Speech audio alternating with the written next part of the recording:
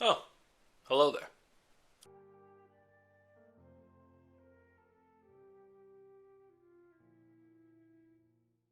I've wore glasses and a jumper today to hide from the fact I'm about to mansplain female archetypes to you for a couple of minutes, so give me a chance.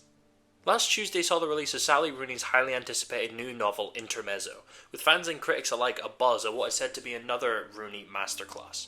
Among the fanfare, there were discussions which have long followed Rooney's work, and in particular her approach to sex and gender roles. While Rooney is generally praised for her approach to these subjects, with the intimate relationships in her books treated with care and respect, and her leads, both male and female, being refreshingly progressive, intelligent, well-rounded characters that don't wholly fit into gendered archetypes, there has been some criticism levied at the familiarity of her writing and how these issues blend into each other. Writing about these interwoven issues ahead of the release of Intermezzo, Laura Hackett of The Times said, "In all of Rooney's novels, her female characters share an apparent contradiction. They have radically progressive politics but are remarkably submissive in bed. They don't hesitate to verbally annihilate a partner with their terrifying intellect, though during sex they consistently revert to traditional gender dynamics, allowing men to take the lead, sometimes even in a violent way." Now, I'd be naive to say that the simple act of submissiveness in bed is inherently negative or indicative of someone being a bad feminist, but the problem arises when female characters, like they are in Rooney's novels, are consistently written as sexually submissive, a complete contrast to almost every other facet of their character and personality.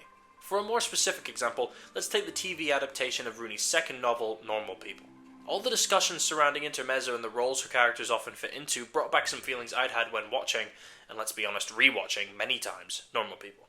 In both the book and the show, Marianne's submissiveness is intrinsically linked to her childhood trauma, with the treatment she suffers from her mother, and specifically her brother, severely affecting her self-worth. Even when she leaves home for university and sheds her skin socially, she remains unable to flex the same confidence in the bedroom, her self-loathing consistently taking control when she's at her most vulnerable.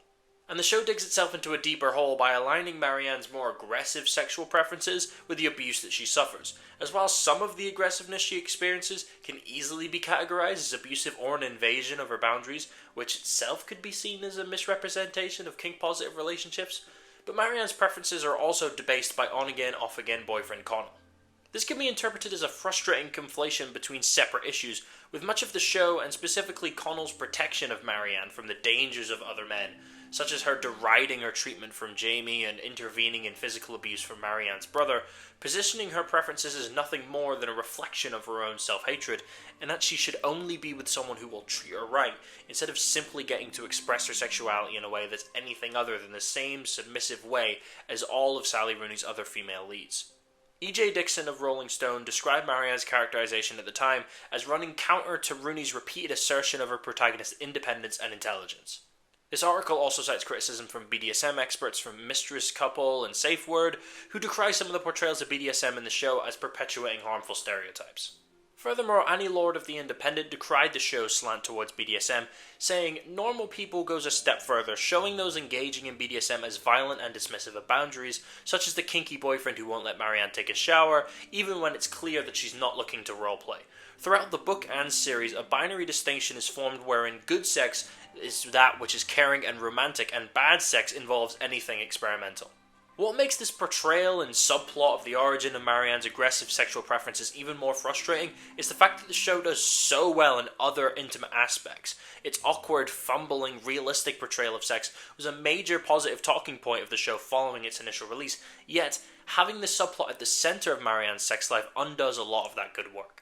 Now, it should be said that Sally Rooney has herself stated that it wasn't her intention to criticize BDSM or aggressive sex through the lens of these characters, and nor should it be said that Marianne's issues in the show are necessarily wrong, as having a character whose aggressive sexual preferences derive from abuse can itself exist outside of the realm of discussion surrounding pro or anti-BDSM or a woman's submissiveness or agency in the bedroom.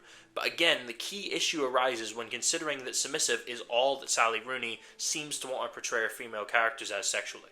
The writer herself has said she has no qualms about repetition in her work, and there's something to be said about one simply wanting to write similar stories or writing about what she knows or sees, but when a writer this popular and well-respected portrays her characters in such a one-noted manner, it's easy to see how these portrayals could cause more harm than good, potentially by giving more impressionable readers the wrong indication about how women should inherently act in intimate settings, and that anything beyond that realm is a sign of deeper issues.